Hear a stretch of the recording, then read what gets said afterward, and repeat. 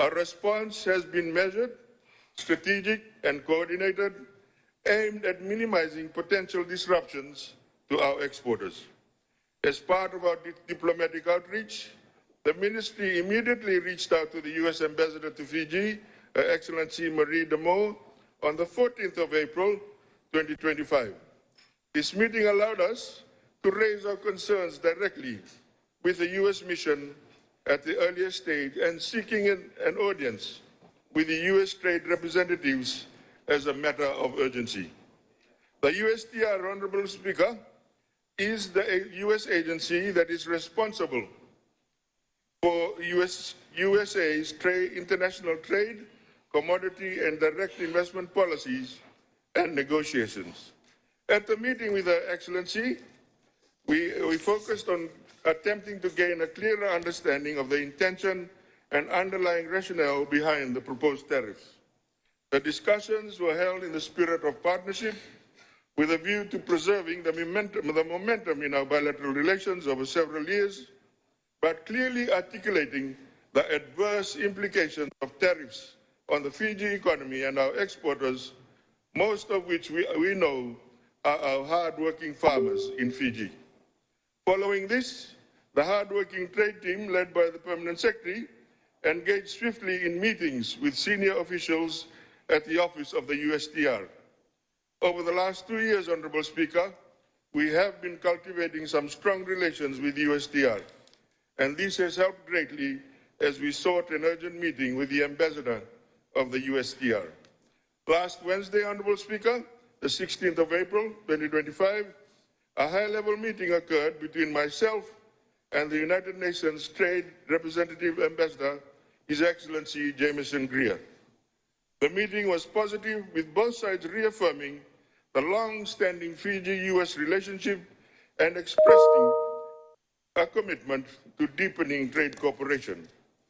Ambassador Greer acknowledged Fiji as a good faith trading partner and has proposed several areas of cooperation.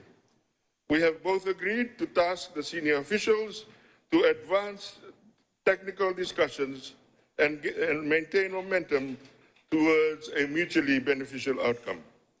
The senior officials' negotiations are expected to occur soon, Honorable Speaker, and I am confident that we should be able to agree on a way forward well before the 90-day window closes. Honorable Speaker, to ensure that our discussions and responses are grounded in the lived realities of our exporters, the Ministry, through its Trade Commission in America, undertook a targeted survey to assess the potential impact of tariffs.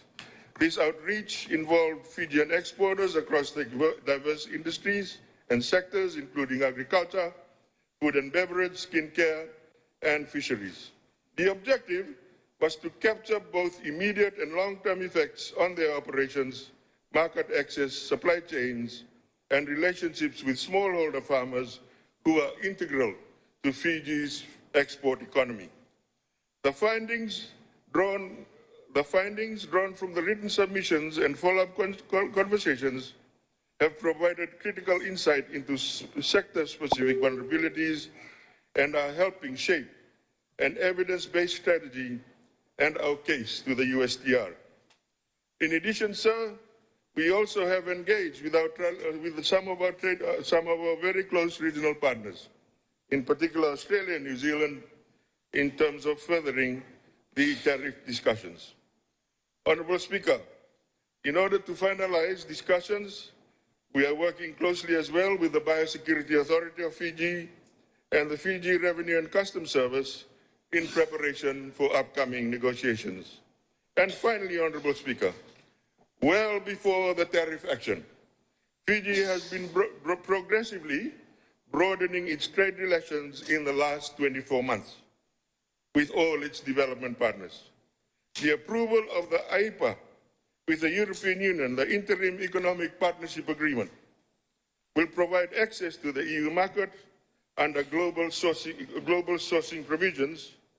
We are also reopening discussions. We have reopened discussions with PESA Plus, Honorable Speaker, and more recently, discussions are underway on a regional economic partnership agreement with the UAE, which are just a few of the examples that we are working on at the moment, including, Honorable Speaker, potential membership at APEC. Honorable Speaker, the government will spare no effort in ensuring that the interests of Fiji and its exporters, many of whom are micro, small, and medium enterprises, are protected, supported, and empowered so they continue to thrive.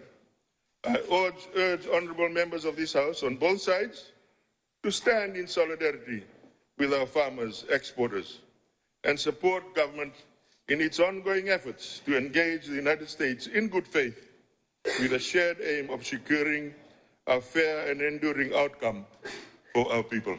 I thank the Honourable Deputy Prime Minister for his ministerial statement, and he can be rest assured that he has our support with trying to ensure that the right thing happens with respect to the trade with Fiji. But there are some questions, Honourable Speaker, that need to be answered. And one of the most important questions that need to be answered is that why is it that it took a little longer to react when we knew this was going to happen? Our missions ought to have been onto it prior to the announcement being made. It was a delayed reaction and urgent meetings had to be called, especially, Honourable Speaker, in light of the fact that the trade balance with the US lies in our favor. It always has been, and that's attributable to Fiji water. We export a large amount of Fiji water too. There are less imports that actually come from the States into Fiji. And also, I understand the 90 days has been given, and I think there was an announcement that was made by the Honourable Prime Minister on the media around April 3rd, where he stated they'll have to make some tough decisions on how we trade and who we trade with. Now, these are important comments made by the Honourable Prime Minister following the imposition of the US tariffs, and 63% is a tariff that was proposed on exports to the US.